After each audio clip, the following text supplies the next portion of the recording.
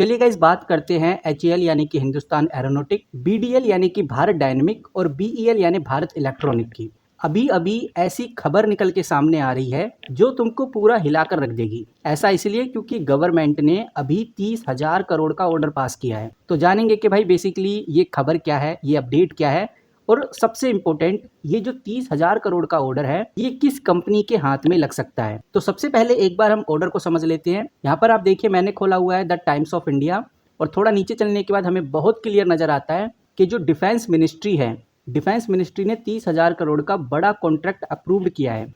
और इस कॉन्ट्रैक्ट के अंदर क्या बनेगा, इस कॉन्ट्रैक्ट के अंदर बनाए जाएंगे लॉन्ग रेंज वाले ड्रोन्स, यानी कि इनको काफ़ी दूर से ही कंट्रोल किया जा सकता है। वहीं गवर्नमेंट ने यह भी बोला है कि सिर्फ 2 कंपनीज के हाथ में ये 30,000 करोड़ का ऑर्डर हम देने वाले हैं। और जिन कंपनीज के हाथ में ये ऑर्डर लगेगा उन कंपनीज को पहले अपना प्रोडक्शन प्लांट लगाना होगा ताकि वो बाद में जो एक्सपोर्ट ऑर्डर है उसको भी हैंडल कर सके। मतलब यहाँ पर समझने वाली बात यह है कि ये जो डिफेंस मिनिस्ट्री द्वारा ऑर्डर दिया गया है 30,000 करोड़ का यूएवी ड्रोन का, ये अभी और बढ़ने वाला है। गवर्नमेंट का और बड़ा प्लान है। 30,000 करोड़ तो सिर्फ एक शुरुआत है। यहाँ पर सरकार बोलती है कि 30,000 करोड़ में 87 मेल ड्रोन्स बनाए जाएंगे। और ऑर्डर देने से पहले एक बार गवर्नमेंट और आर्म फोर्स पहले एक्सपेंशन ऑफ इंटरेस्ट निकालेंगे जिसको ईओआई बोलते हैं। ये ईओआई इंडियन कंपनीज के लिए निकाला जाएगा जो इसमें पार्टिसिपेट करना चाहती हैं। फिर कुछ ट्रायल्स होंगे, उसके बाद फाइनल डील साइन होगी। वहीं सरकार ने ये भी बोला है कि भाई जो भी 2 कंपनीज के हाथ में ये ऑर्डर लगेगा इसका रेशो 64:36 रहने वाला है।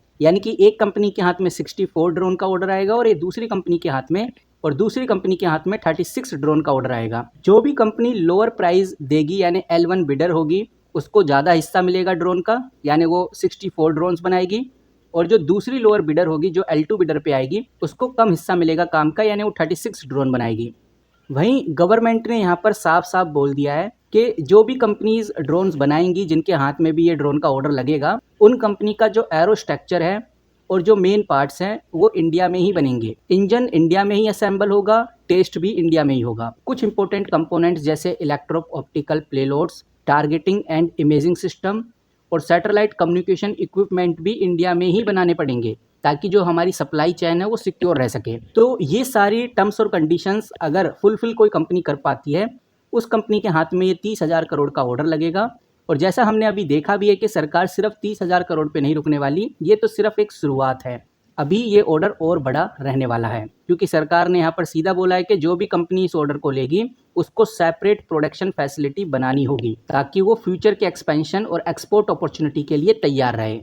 नाउ गाइज अब हम आ जाते हैं अपने मुद्दे पे, इम्पोर्टेंट चीज़ पे, यानी कि ये जो ऑर्डर है ये किस कंपनी के हाथ में लगने वाला है, कब हमें इस ऑर्डर की अगली अपडेट देखने को मिलेगी। नो डाउट ये जो प्रोजेक्ट है, ये जो ऑर्डर है, ये इंडियन डिफेंस मैन्युफैक्चरिंग में एक गेम चेंजर साबित हो सकता है। तो यहाँ पर एचएएल यानी कि हिंदुस्तान एरोनॉटिक, बीईएल यानी कि भारत इलेक्ट्रॉनिक और बीडीएल, इतना ही नहीं कुछ प्राइवेट प्लेयर जैसे Tata advance, Adani defence and aerospace and lancer and turbo defence जैसी कंपनी भी शामिल हैं। तो यहाँ पर किस कंपनी के हाथ में ये ऑर्डर लगेगा एक बार इसको बारीकी से समझ लेते हैं। यहाँ पर अगर हम अडानी डिफेंस की बात करें तो मुझे नहीं लगता कि अडानी डिफेंस अभी मार्केट में लिस्टेड है। Adani defence aerospace already drone supply करती है। पहले से ही दृष्टि ड्रोन नाम के जो ड्रोन्स हैं वो इंडियन नेवी को ये कंपनी सप्लाई करती है। वहीं एक company solar defence and aerospace, ये भी नागपुर में अपनी मैन्युफैक्चरिंग सेटअप कर रही है।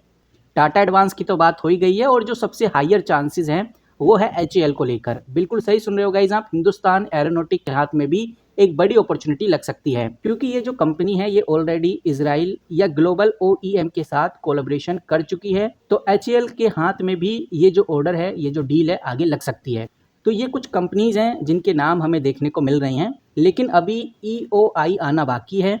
जब ईओआई आ जाएगा तो इन कंपनीज को इनवाइट किया जाएगा। कुछ और कंपनीज जैसे बीईएल और बीडीएल, इनके बारे में अभी आगे बात करेंगे, लेकिन इन सभी कंपनीज को इनवाइट किया जाएगा। फिर एक कॉम्पिटिटिव बिड होगी और इस कॉम्पिटिटिव बिड के अंदर जो टॉप लोअर बिडर्स होंगे जो L1 और L2 के अंदर आएंगे इनको सिलेक्ट किया जाएगा। ऑर्डर को स्प्लिट किया जाएगा 64:36 में। L1 को ज़्यादा मिलेंगे यानी 64% मिलेगा और L2 को थोड़ा कम यानी 36% के आसपास मिल सकता है। तो जो सबसे ज़्यादा चांसेस बताए जा रहे हैं वो अडानी डिफेंस, टाटा एडवांस और एचएएल को बताया जा रहा है कि भाई इन तीनों कंपनीज के हाथ में ये डील लग सकती है। तो अब सवाल ये आता है कि ये जो EOI है यानी एक्सप्रेशन ऑफ इंटरेस्ट, ये कब आएगा, ये हमें कब देखने को मिलेगा। तो जो DAC है, जिसको डिफेंस एक्विजिशन काउंसिलिंग बोलते हैं, उसने 30,000 करोड़ का ऑर्डर तो निकाल दिया है, ड्रोन वो बनवाना चाहता है, अप्रूव कर दिया है।